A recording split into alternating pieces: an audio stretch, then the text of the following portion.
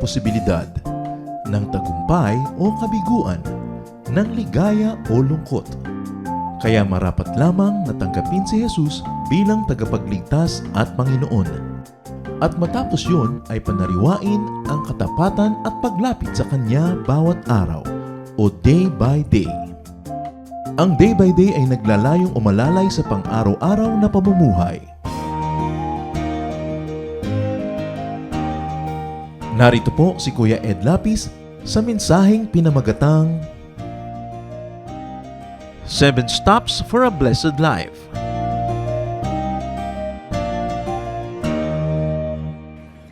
Gustong-gusto po nating lahat ng mga tao na tayo ay mapagpala ng Diyos. Maraming mga nagsasakripisyo para mapagpala. Merong mga dinadaan sa mga pagbibigay para sila'y mapagpala. Ano nga ba ang marami at mabisang paraan? Sa physics po ay may tinatawag na law of impenetrability. It means only one thing can occupy one place at one time. Kaya naman, sa buhay natin para tayong mapagpala, ano kaya na mga kabaligtaran ng pagpapala ang dapat mawala? Ano ang dapat lumabas sa ating buhay para may pagpapalang pumasok? Ano ang dapat na itigil at mahinto para magsimula ang pagdaloy ng pagpapala? Ang atin pong mensahe, pinamagatan nating 7 Steps for a Blessed Life. 7 dapat itigil at ang pagpapala ay dumaloy o kaya magsimulang dumaloy ng lubusan. Salamat po sa kalayaan naming sumamba sa inyo sa sandaling ito. Salamat sa ligaya na ibinibigay ng pagsamba. Salamat sa mga awit at sayaw sa tugtog. Salamat sa tinatamasa naming kalusugan, Panginoon. Sa paglapit namin sa iyo, patuloy kaming nagpapalinis. Humihingi kami na linisin niyo kami ng iyong dugo. Ilapit mo sa amin, Panginoon, ang iyong liwanag. At nang sa ganon, ay matapunan ng liwanag ang aming mga kadiliman. Buksan niyo po ang aming isip. Bigyan niyo po kami ng pusong mapagpakumbaba na handang makinig at sumunod sa inyo. At nawa ang salita niyo, Panginoon, ay mag-ugat, yumabong, mamulaklak, magbunga sa aming buhay. Ang gusto po namin, Panginoon, makipagniig sa inyo. Kasihan niyo po kami sa aming pagsamba. Buksan ang aming tainga na marinigan yung mga katuruan at ang aming puso upang sumunod dito. Nawa, Panginoon, kami magkaroon ng kapayapaan kung sino man ang maaring ginugulo, binabagabag ng iba't ibang mga alalahanin. Humihingi kami ng kapayapaan na sa inyo lang maaring magmula. At nawa, walang maging kaagaw sa aming pansin ang inyong salita. Gamitin niyo po ang inyong hamak na lingkod na tungtungan ng inyong paa. Nais po namin kayong itaas. Nais po namin, Panginoong, tunghayan ang inyong mukha. Nais naming humawak sa inyong kamay at nang maakay nyo kami sa tamang landas. Turuan nyo po kami. Kayo pong maging tunay na tagapagsalita. Gamitin nyo lamang po ang inyong lingkod. At sa inyong pangalan at sa inyong likuran nagtatago ang inyong lingkod at ang lahat ng mga kahinaan at mga kamalian at kakulangan, punuan nyo po. At nawa, pagpalain nyo ang lahat sa amin ngayon. Lumakad nawa ang iyong espiritu sa aming kalagitnaan. At kami, Panginoon, ay bigyan nyo ng isang bagong lakas, isang bagong karunungan, isang bagong pag-asa. Sa ngalan ng Panginoong Hesus, itinataboy namin ang anumang masasamang espiritu at binibigo ang mga balak ng anumang masasamang tao sa aming paligid. At ang aming Panginoong hinihingi ang inyong pagtatanggol. I-adya nyo po kami sa gawa ng masasama. Ganon din ang dalangin namin para sa aming sambahayan, sa aming mga nasasakupan at mga mahal sa buhay na di namin kasama ngayon.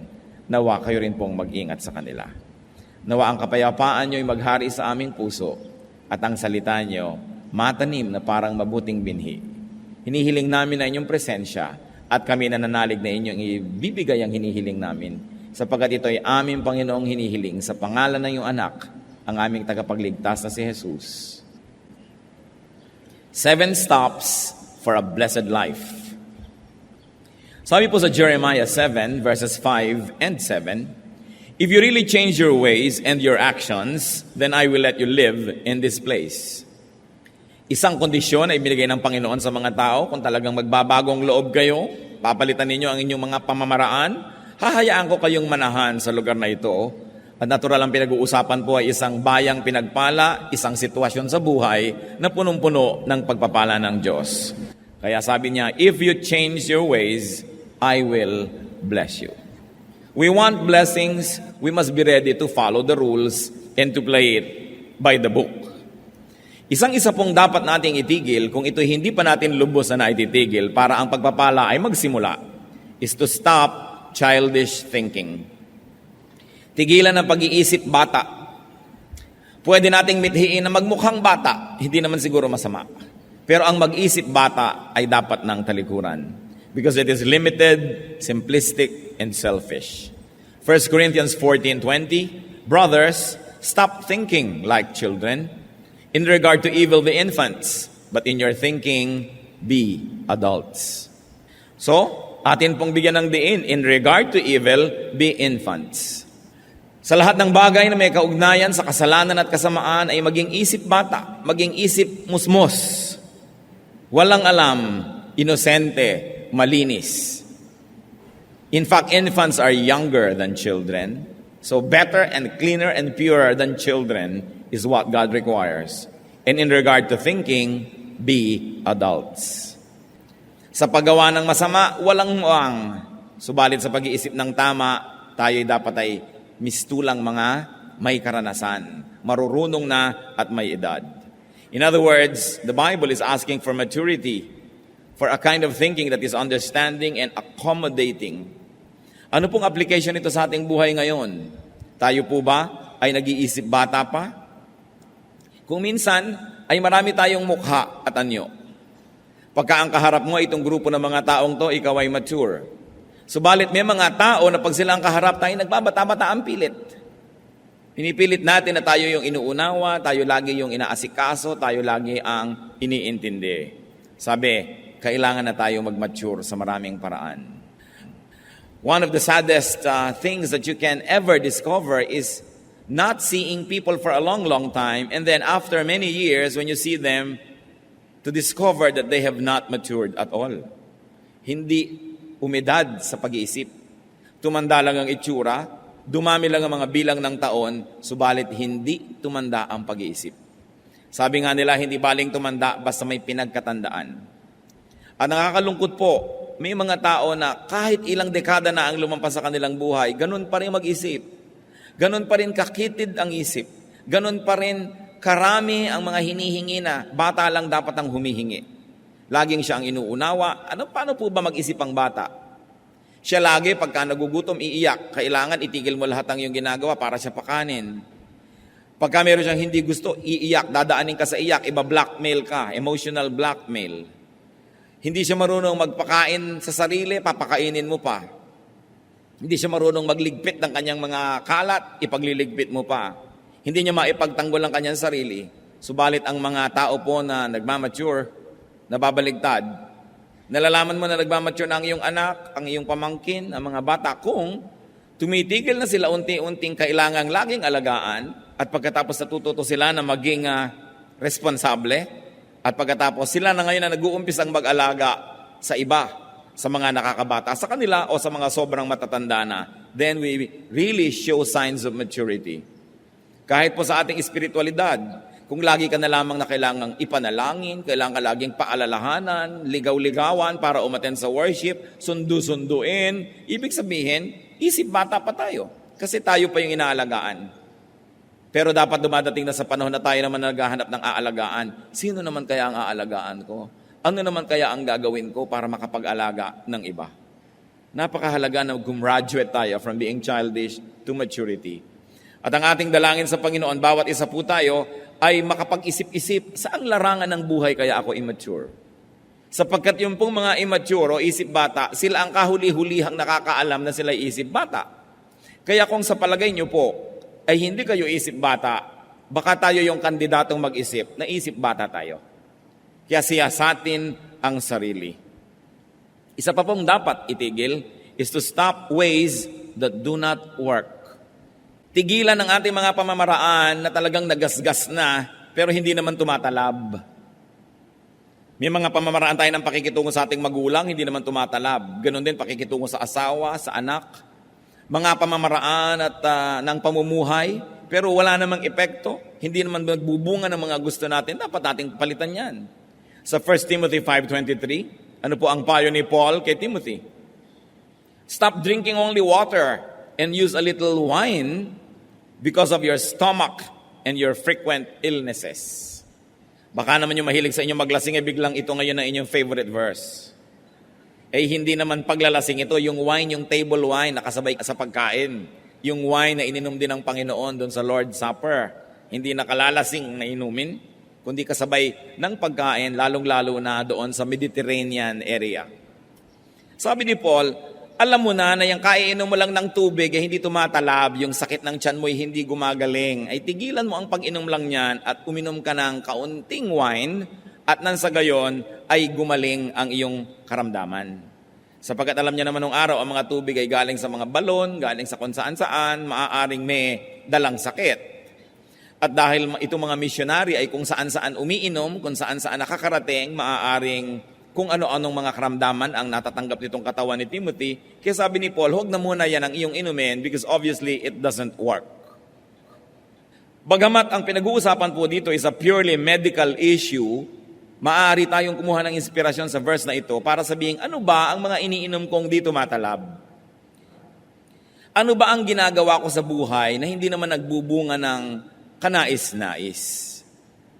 Tumatala ba ang mga pagdadabog ko? Tumatala ba yung isang linggo kong hindi kakausapin ng asawa ko o lalo lang nainis, lalo lang kami nag-away?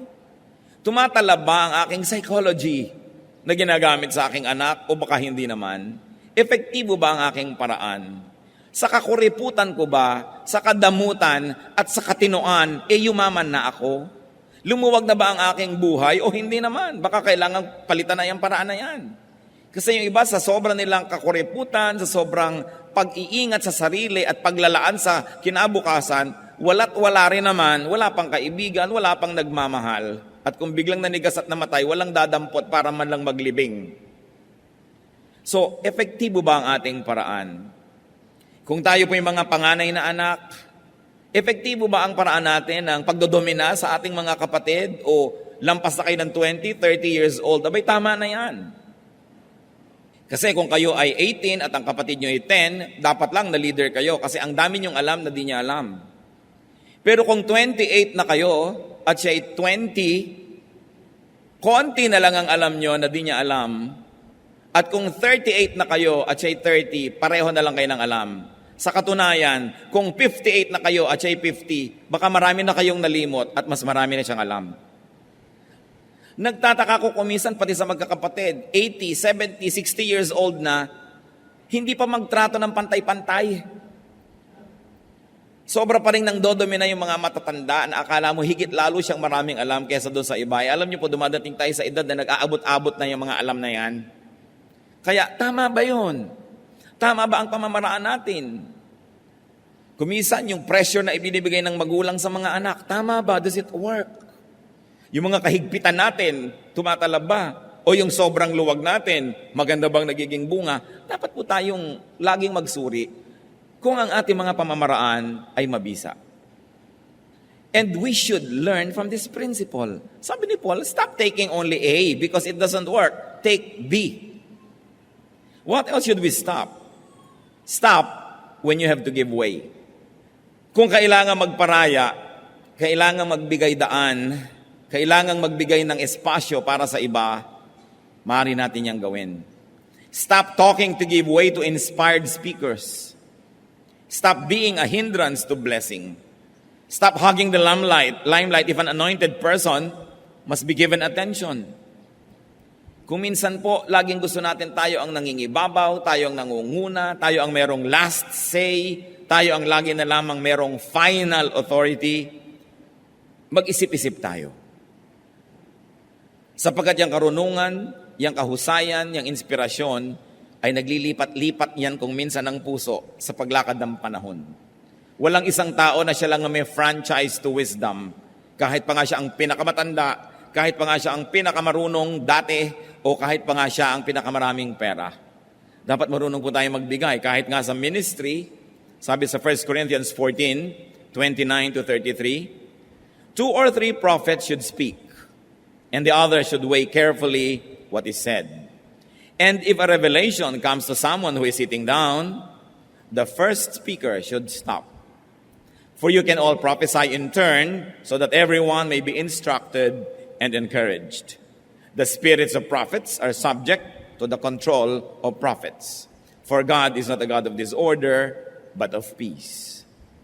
Ito pong kontekstong pinag-uusapan, sapagkat marami noon ang mga propeta at maraming nagsasalita, kung minsan na hindi na magkamayaw sa pagsasalita, kani-kanya nasabay-sabay, wala nang nakikinig at wala nang pinakikinggan.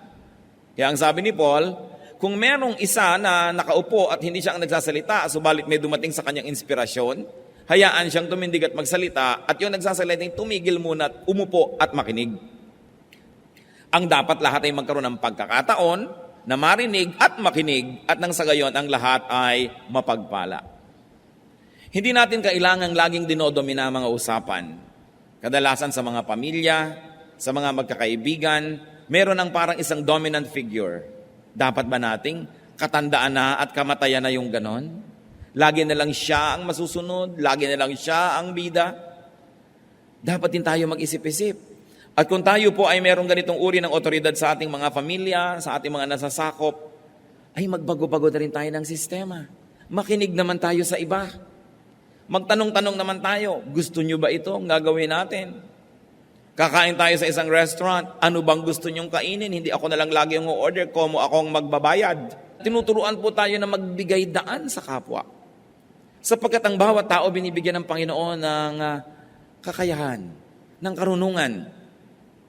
At kung susupilin natin sila ng susupilin, lagi na lang isa ang susundin ng lahat, at hindi siya magbibigay daan, maraming buhay ang masasayang. Nabuhay, namatay, hindi man lang narinig ang tinig, hindi man lang nakapag-ambag ng karunungan, o kaya hindi man lang napagbigyan. And that is very unkind to do, not to give way to people. Kaya kung sino man po ang may positions of authority, positions of prominence, we've got to think about these things. Magbibigay-bigay naman ako. Hindi laging ako na lang.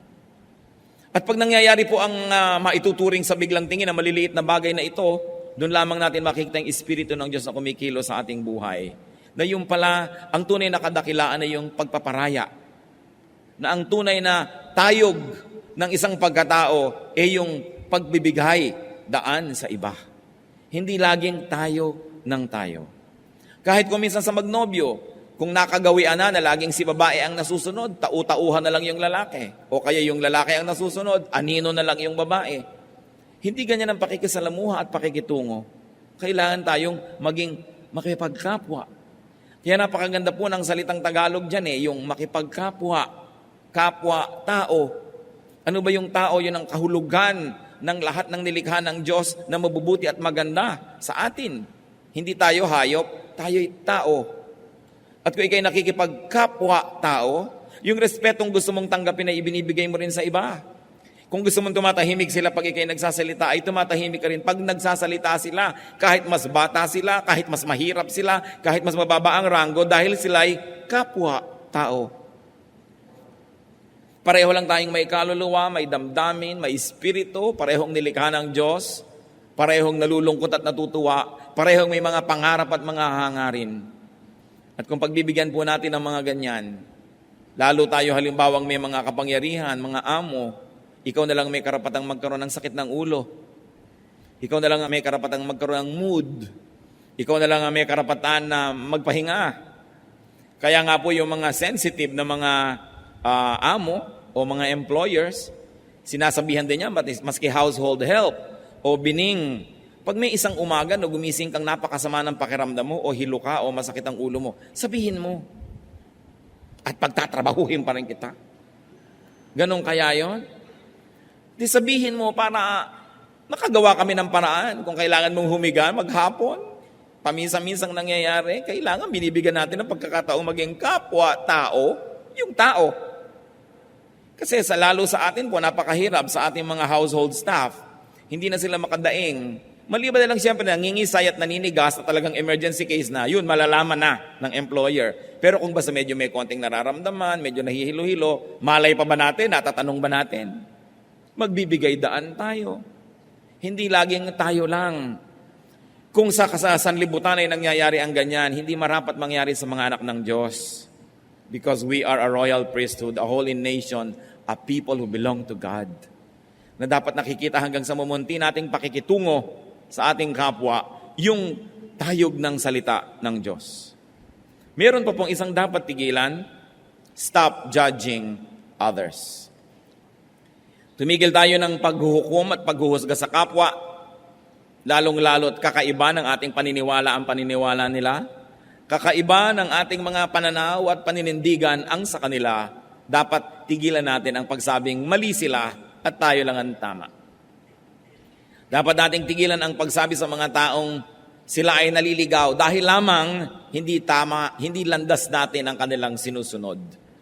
Romans 14 verses 1 to 13, ito po tungkol sa paghuhusga ng mga Kristiyano sa kapwa Kristiyano sa mga issues ng buhay. Accept him whose faith is weak without passing judgment on disputable matters. One man's faith allows him to eat everything, but another man whose faith is weak eats only vegetables. The man who eats everything must not look down on him who does not, and the man who does not eat everything must not condemn the man who does, for God has accepted him. Who are you to judge someone else's servant? To his own master he stands or falls, and he will stand, for the Lord is able to make him stand. Ano pong unang binabanggit dito? Kasi meron mga tao na Hudyo ang kanilang pagiging background. Pagkatapos meron naman ng mga Gentiles na naging Kristiyano. Alam niyo po yung mga Hudyo, maraming di kinakain. Ngayon, yung mga Gentiles, lahat ng gumagapang, lumilipad, tumatakbo, lumalangoy, kinakain. So, i-judge naman ng mga Gentiles yung mga Hudyo. Ang arte-arte nyo naman. Yan, ang dami-dami yung hindi makain. Samantalang pinalaya na tayo ng Panginoon, nakainin ng lahat. Yan namang mga Jews, i-judge nila yung mga Gentiles. Makasalanan kayo. Kumakain kayo ng palaka. Kumakain kayo ng mga hito. Kumakain kayo ng mga burong talangka, etc., etc. At sila ay nagsisiraan. At sabi ni Paul, huwag kayong ganyan. Kung ang gusto mo lang kainin ay gulay, gusto mo vegetarian ka, di vegetarian ka, pero humuhusgahan yung kumakain ng mga lumilipad na insekto. At ikaw naman, kumakain ka ng dinosaur, huwag mong pintasan yung gulay lang ang kinakain. Sabi, kanya-kanya tayong konsyensya, tumaharap tayo sa Diyos tungkol dyan. One man considers one day more sacred than another. Another man considers every day alike. Each one should be fully convinced in his own mind. So meron namang sobrang legalista kung kailan ang Sabat. Meron namang nagsasabi na, basta ang sabi ng Panginoon, 6 days of work must be broken by a 7th day of rest. Sa factory ako nagtatrabaho Tuesday ang off ko. Bakit ko ipipilit na maging Sabado yon? Matatagalan ako ng trabaho. Sabi naman nung nagpipilit na Sabado, di matagalan ka ng trabaho, magutom ka, pero sundin mo dapat ang Sabat, Sabado. Mag-aaway-aaway ngayon sila. Sabi ni Paul, may taong ang tingin niya sa isang araw na yun ang banal. Mayroon namang isa, ito ang banal. Di huwag kayong mag-away. Hayaan mo siya. Kasi lahat naman ng araw sa Diyos ay pareho. Siya naman ang lumikha ng lahat ng araw. At ang itinuturo po ng Biblia, on the 7th day you will rest. 6 days you shall labor, and on the 7th you rest. Mahalaga ba kung saan tumama yung 7? O ang mas mahalagay, pinagpapahinga ka ng Diyos na walang 7 araw na tuloy-tuloy na pagtatrabaho?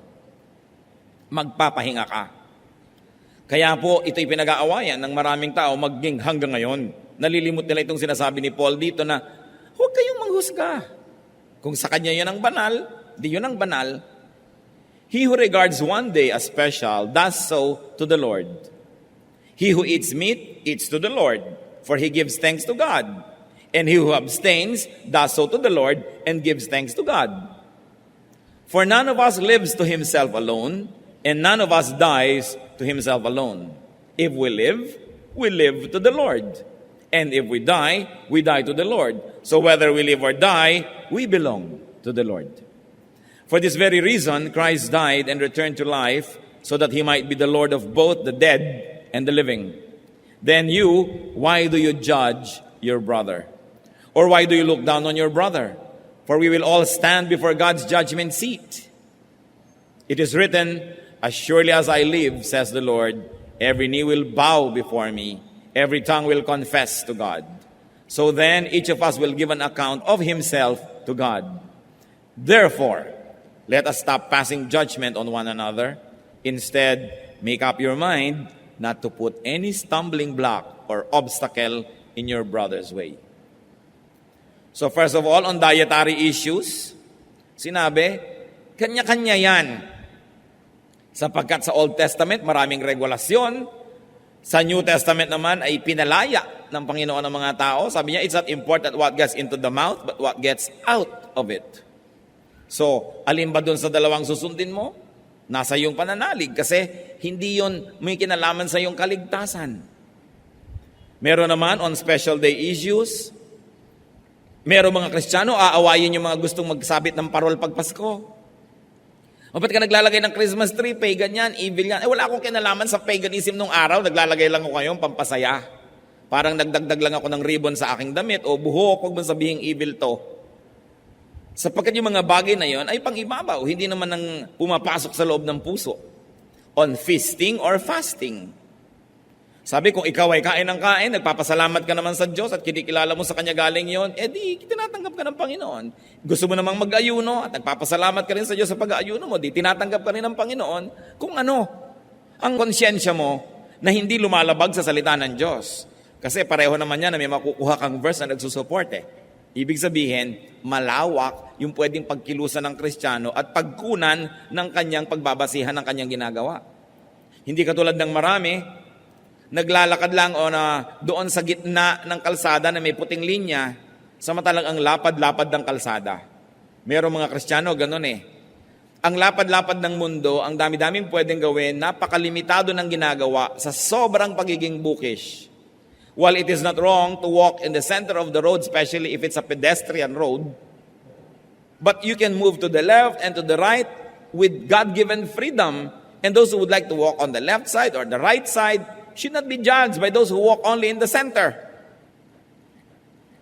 Hindi tayo dapat na naghuhusga sa ating kapwa. Ang Panginoon ay hindi pa nanghuhusga.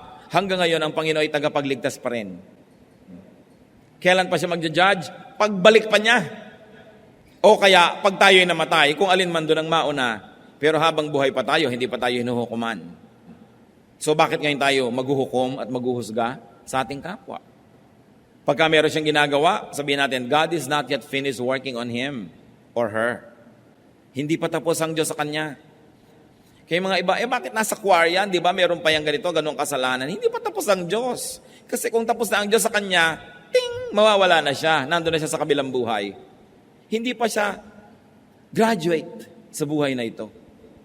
Kaya sa halip na lagi nating sisilip-silipin ang mga kapintasan at kakulangan ng kapwa natin, ipanalangin natin sila, tulungan natin sila, at kung may konti tayong alam sa mabuti at magandang paraan, ituro natin sa kanila. Pero para husgahan sila dahil mas marami tayong alam, hindi yan ang dahilan kaya binibigyan tayo ng karunungan ng Diyos.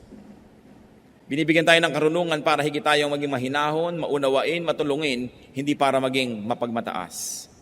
Napakahalaga na hindi madapa ang kapwa dahil na-o-offend sila sa atin, nasisiraan ang loob dahil sa ating mga panghuhusga.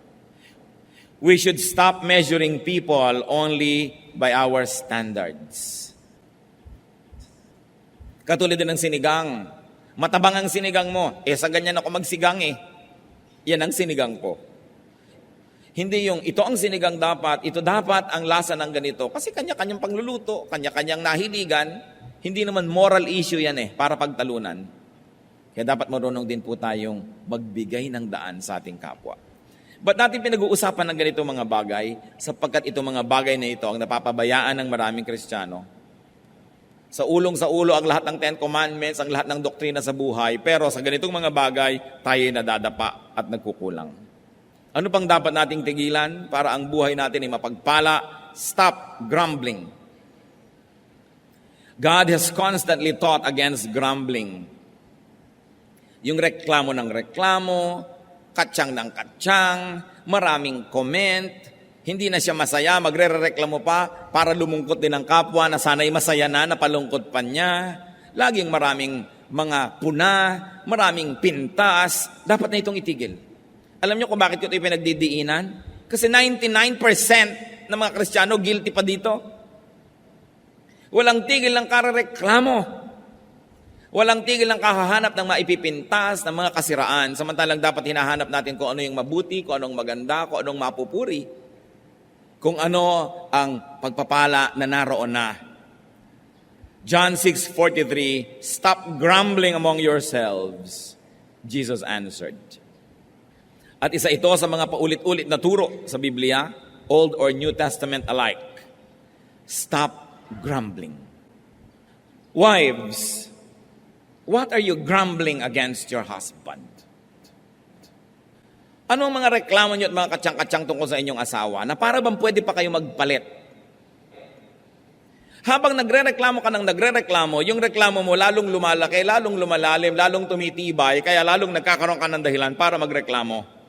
Samantalang habang pinupuri mo ang iyong asawa, yung mga kapuri-puring bagay sa kanya, lalo namang tumitibay, lalong lumilinaw, kaya lalo mo siyang namamahal at nababawasan ang iyong pagrereklamo. Very seldom that husbands are grumbling against their wives among themselves. But it's more often that wives among themselves are grumbling against their husbands. Kaya napaka-importante na mabae ka man o lalaki, husband or wife, anak ka, grumbling against your parents, but hindi ka maghanap ng maipupuri at maipagpapasalamat. Stop grumbling. Kung minsan nakakalungkot, ang marami pang grumbling na nangyayari, mga reklamo, among workers in the church, among Christian people, grumbling against the choir director, grumbling against everybody, samantalang nasa church na nga. Mga kapatid, I can never be so repetitious enough. Kasi nakikita ko nangyayari ito sa buong paligid. Ang mga tao, napakagaling magreklamo. Sinisilip ang kapwa, yung mga privileges ng iba, yung mga tinatamasa ng iba, lagi nilang tinutuos, hindi ipagpasalamat kung ano yung nasa kanila. Magkakapatid na reklamuhan ng reklamuhan laban sa isa't isa. Nag-aagawan ng mga mana, sira-sira lang naman piano at isang dangkal na lupa. Magkakagagalit, grumbling against each other. Mga magbiyanan, yung mga manugang na walang ginawa kundi pag-usapan yung kanilang biyanang babae at chismisin at reklamuhan ang mga kanyalang mga kapwa. Alam nyo, meron akong 2 kilalang babae na talaga namang huwaran. Pwede natin ipagpagawa ng monumento kung paano umibig sa kanilang biyanan. At hindi si Ruth yun, matagal na siyang yumao. Mga babaeng nandito ngayon sa ating kapaligiran na talaga namang pag silang nakakausap mo, parang dapat lahat ng tao magkabiyanan. Pero natitiyak ko na ang mga biyanan nun may kakulangan din. Pero dahil nagpasya sila na mahalin ang kanilang mga biyanan. Alam nyo yan ay pagpapasya. If you decide, every little aspect of your life will follow the grand design and the big decision. But if you have decided on the other side, then every little act and thought that comes into your life will follow that direction of grumbling. Yun pong mga hindi na natin mapapalitan na karakter ng buhay natin, magpasya na tayong mahalin sila. Sapagkat pag pinagpasyahan natin yan, madali nang sumunod ang maliliit na detalye ng ating buhay. Kung meron naman po tayong mga valid complaints, talagang dapat, anong dapat gawin? Di pag-usapan. At kung talagang humahanap po tayo ng solusyon sa ating mga reklamo, hindi natin sinasabi ang reklamo natin kung kani-kanino. Pumupunta tayo doon sa tao na itinuturing nating pinagmumulan ng suliranin at tayo ay sa mahinahon na paraan humahanap ng solusyon. Kasama sila. So you don't talk about people, but you talk with these people. Then something positive will happen. Pwede po bang tandaan natin itong mabuti? Kasi nakakamalat na tong topic na to eh. Yung stop grumbling, yung stop talking about people but talk with people with whom you have a problem para malutas. Because when you talk about people, the problem will never be solved. And because walls have ears and potatoes have eyes, even corn has ears. Anong mangyayari? Makakarating sa pinag-uusapan niyo yung balita. Magsasalita din siya, makakarating sa inyo, lumala na ng lumala, samantalang hindi naman kayo nag-uusap. Ito isa na nating palitan na paraan. Napakalaki ng bigat na mawawala sa pasanin ng tao kung matututunan lang tayo na kausapin yung taong sa palagay natin ay may kinalaman sa suliranin, pero huwag siyang pag-usap-usapan. There's always a proper forum for everything at dapat may kaayusan. 1 Corinthians 14:40, but everything should be done in a fitting and orderly way. May isa pa pong dapat tayong tigilan. Stop doubting. Faith is everything. John 20:27. Then he said to Thomas, this is the Lord saying to Thomas, put your finger here, see my hands, reach out your hand and put it into my side. Stop doubting and believe. Mga kapatid, mag-isip tayo. Anong pangako ng Diyos ang pinagdududahan nyo? Anong salita ng Diyos na napakalinaw sa Biblia ang pinagdududahan nyo? Sabi ni Lord, stop doubting. Believe. Ang nangyayari sa ating buhay ay inuukit at binibigyan ng anyo at kulay ng ating pananampalataya. Ang maaari lang maganap ay yung lang pinaniniwalaan natin. Faith can extend or limit us. Kaya napakahalaga, panindigan ang mga pangako ng Diyos. Hindi ibinigay, hindi isinulat ang mga pangako ng Diyos para pagdudahan. Ibinigay yan para panindigan, panghawakan, sandalan, tindigan, para tayo magkaroon ng kapayapaan, katahimikan, kaayusan sa ating buhay. Ang lahat ng patuloy pa ring nerbyoso ay kulang ng pagtitiwala sa salita ng Diyos. Ang mga lagi pa rin na sinasakmal ng takot ay kulang ng pagtitiwala sa mga pangako ng Diyos. Ang mga takot na takot maghirap at baka walang makain, salat na salat sa pananalig sa sinabi ng Panginoong Jesus. Sabi niya, look at the birds of the air. They don't even plant, they don't harvest, but your heavenly Father feeds them. At kung ang mga ibon ay pinapakain, ang mga bulaklak ay dinadamitan, kayo pa kaya ang hindi alagaan ng Panginoon? Mga mabababaw na mga pananalig, sinabi ng Panginoon. Ano po ang inyong mga takot? Gusto kong pag-usapan natin yan eh. Ano mga takot natin? Sa palagay nyo ba, hindi mas malaki ang Diyos dyan sa takot na yan? Pero habang may mga takot tayo, nabubuhay tayo sa nerbiyos, sa pangamba, sa panghihina, ibig sabihin, mahina ang pananalig. Nagdududa sa salita ng Diyos na ito'y totoo, ito'y mapanghahawakan at magaganap nga. 2 Peter 3:9, the Lord is not slow in keeping His promise. Suyurin ang Biblia, halukayin, hanapin lahat ang pangako ng Diyos, panghawakan, memoryahin. Dapat pa bang i-memorize yan? Yes. Because when you memorize and commit to memory the promises of God, you will be able to pull out the right promise at the right moment and you will be strengthened. Ang ating pagkain ay ang salita ng Diyos.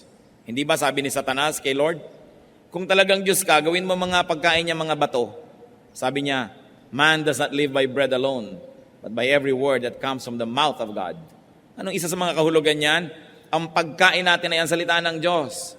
Nangihina ka, physically, kakain ka ng pagkain, iinom ka ng mga vitamins, iinom ka ng mga herbs, at kung ano-ano pa, para ka lumakas. Spiritually, nangihina ka, ang pagkain mo ay salita ng Diyos. Ano? Ang kanyang mga pangako.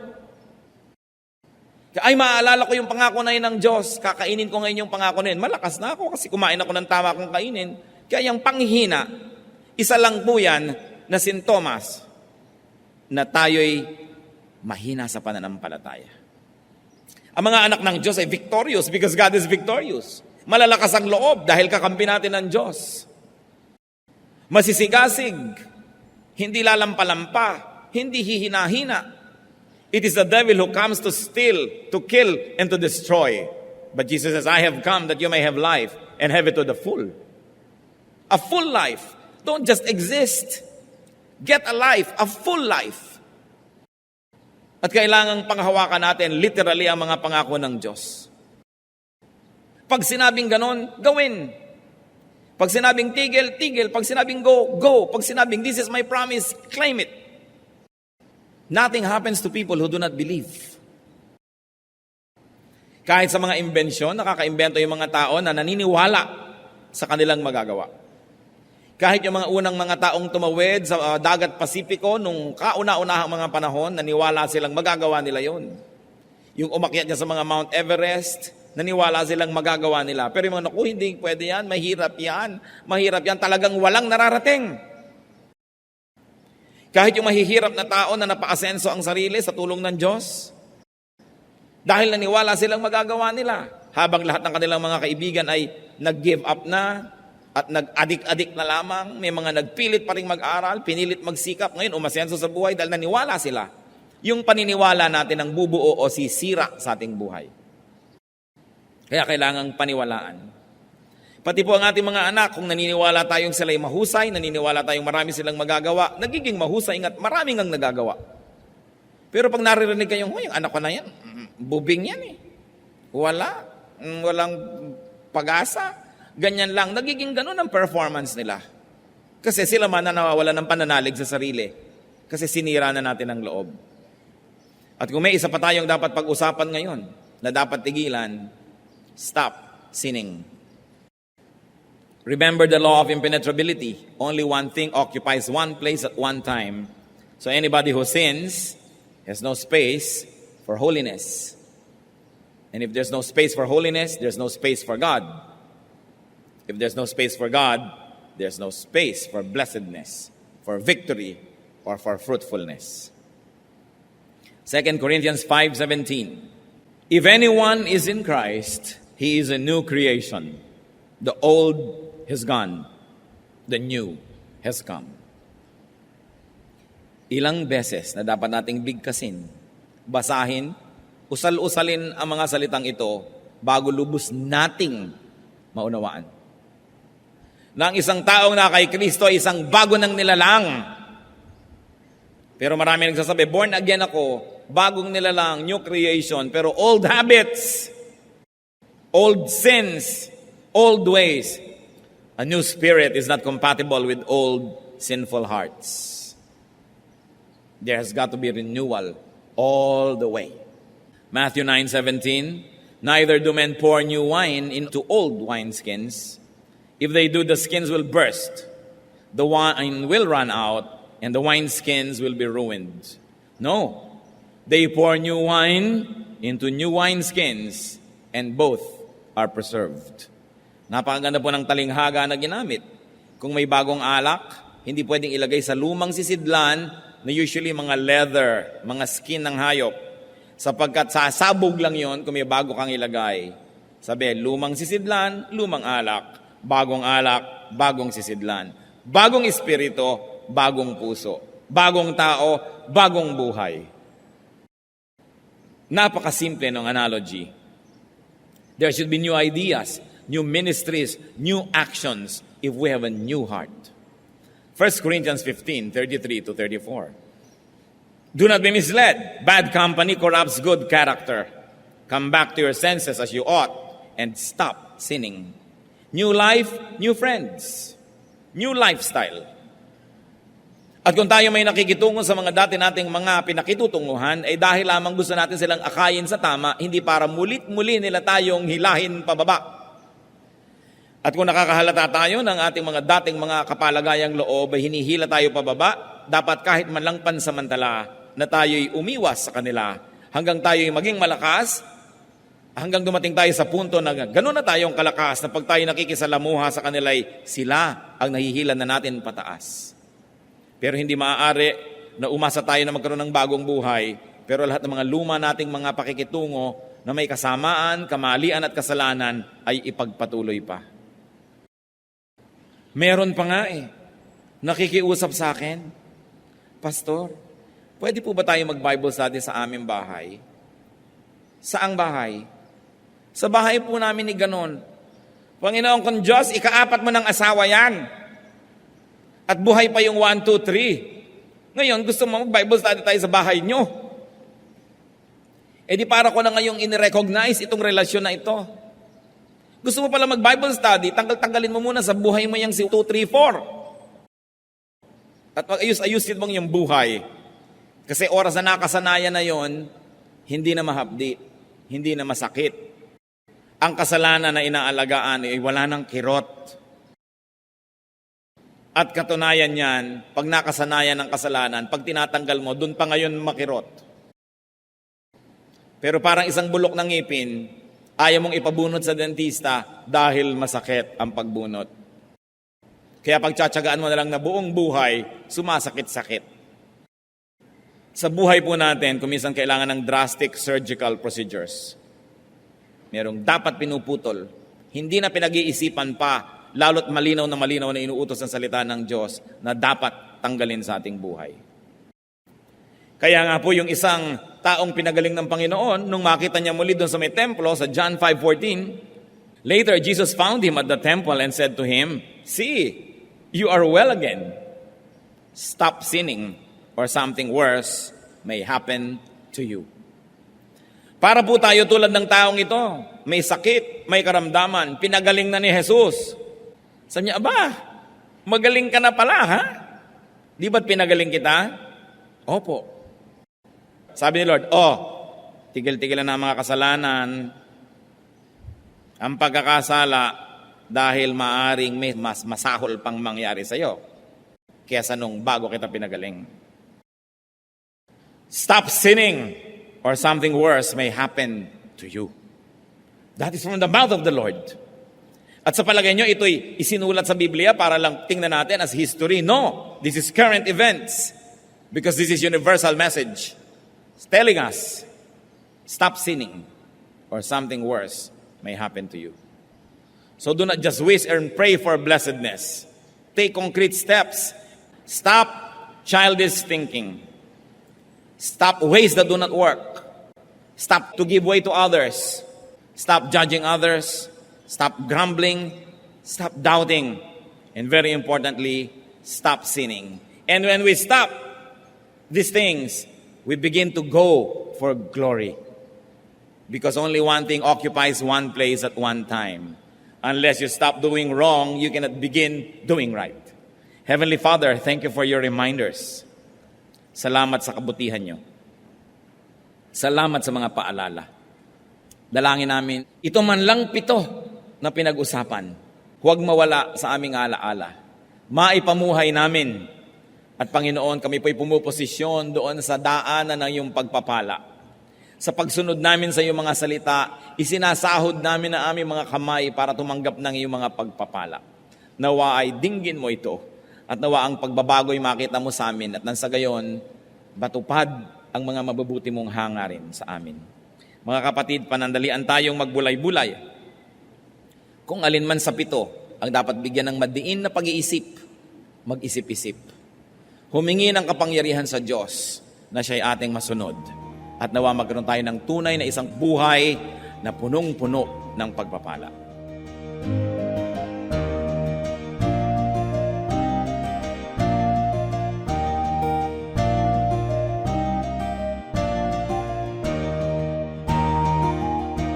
Ang katatapos pong mensahe ni Kuya Ed Lapiz ay pinamagatang 7 Steps for a Blessed Life.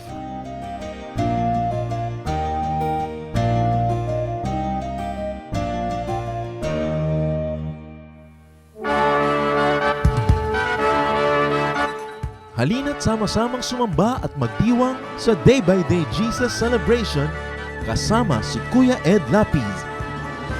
Bulwagan ng Panginoon PICC, 1 Sunday a month, Philippine International Convention Center, Rojas Boulevard, Pasay City.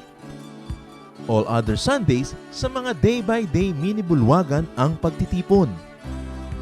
Para sa buwan ng Disyembre, gaganapin ito sa December 8, 2024. 8 a.m. ang First Jesus Celebration, 10 a.m. naman ang Second Jesus Celebration. Para sa iba pang detalye, bisitahin ang ating official Facebook page, Day by Day Friends.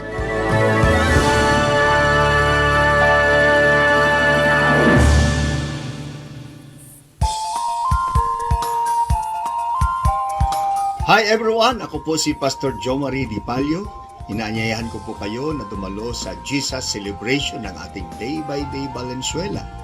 Tuwing linggo po, 5:30 ng hapon sa Mine Hall number 6, Langka Street, Antonio Subdivision, Dalandanan, Valenzuela City.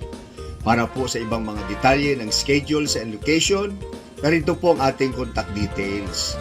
Tumawag lamang po sa ating Pastoral Lane Miranda sa number 0918-938-1411 o sa number ko po 0920-502-7539.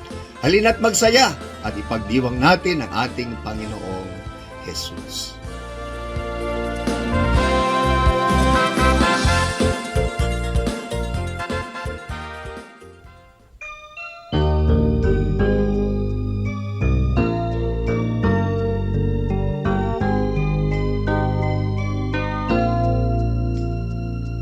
Kung ang puso mo ay nasasaktan dahil buhay ko ay may kabiguan, suliranin may nagbunga ng kasawian. O Jesus, ikaw ay laging nandyan. Kung nagkamali't nagkasala man, ang patawad mo'y laging nakalaan. Kung ang kapwa ko sa akin nagkasala man, ang patawad ko kaya'y ilalaan. Ang kabaitan mo ay dapat kong tularan sa buhay ko. Ang kabaitan ko, biyaya ng Espiritu, kabaitan ko.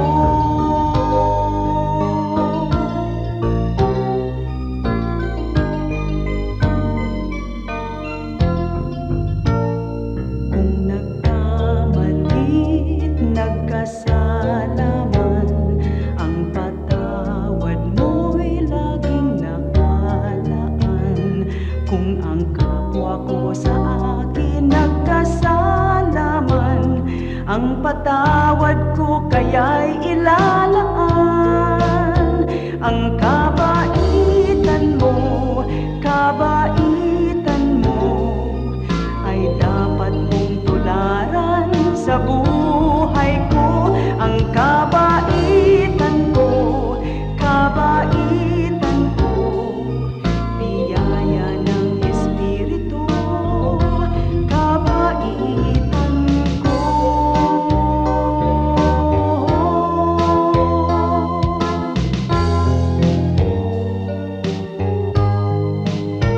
Ang kabaitan mo ay dapat kong tularan sa buhay ko. Ang kabaitan ko, biyaya ng Espiritu, kabaitan ko.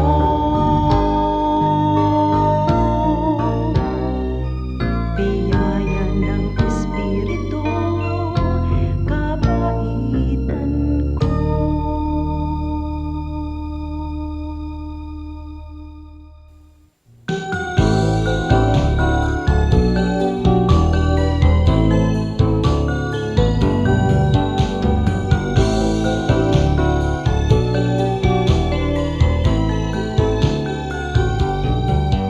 Bigyan mo ako ng pusong laging may awit, hindi nagagalit. At ituro mo sa aking buhay kung paano umibig sa aking kaaway. Kahinahunan yung ibigay. Kahinahunan, bunga ng Espiritong buhay. Kahinahunan yung ibigay. Kahinahunan, bunga ng Espiritong buhay. Bigyan mo ako ng pusong napaaawat magpatawad, upang di ako mapaaway. Hinahon ng puso'y aking kaagapay. Kahinahunan, kahinahunan, kahinahunan yung ibigay. Kahinahunan, kahinahunan, bunga ng Espiritong buhay. Kahinahunan, kahinahunan, kahinahunan yung ibigay. Kahinahunan, kahinahunan, bunga ng Espiritong buhay.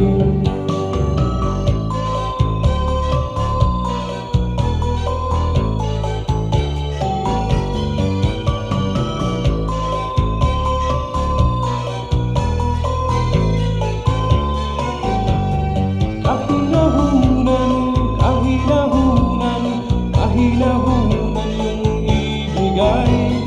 Kahinahunan, kahinahunan, bunga ng Espiritong buhay. Kahinahunan, kahinahunan, kahinahunan yung ibigay. Kahinahunan, kahinahunan, bunga ng Espiritong buhay. Kahinahunan, kahinahunan, kahinahunan yung ibigay. Kahinahunan, kahinahunan, bunga ng Espiritong buhay. Bunga ng Espiritong buhay. Bunga ng Espiritong buhay. Bunga ng Espiritong buhay.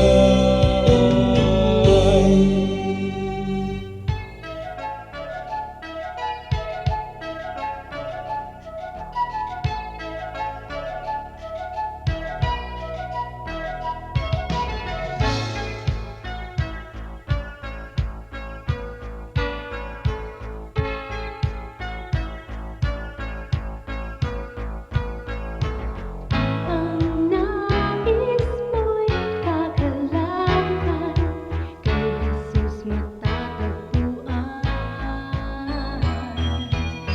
Kagalakang di magmamaliw, ngayon at magpakailanman. Kahit sa kabila man ang iyong pagdurusa, kung siya ang kasama ay kayang magsaya.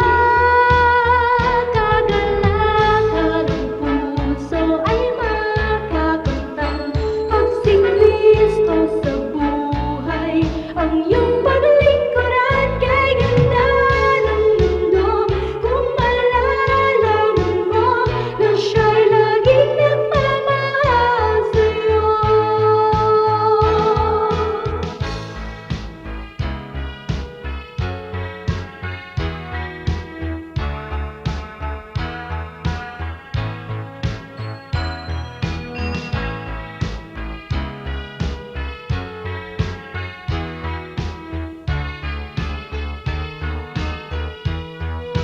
Kahit sa kabila man ang iyong pagdurusa, kung siya ang kasama ay kayang magsaya.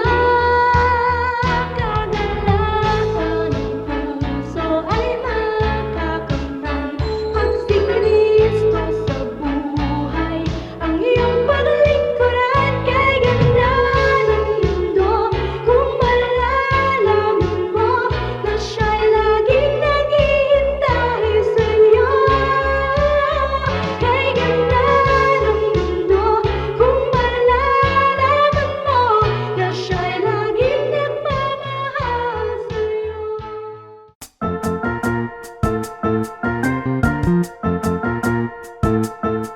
Oras na po para pansamantalang magpaalam ang programang Day by Day. Tayo po'y magsama-sama tuwing ika-6 hanggang ika-7 ng umaga, araw-araw. Magandang umaga po at mabuhay ang Panginoong Hesus!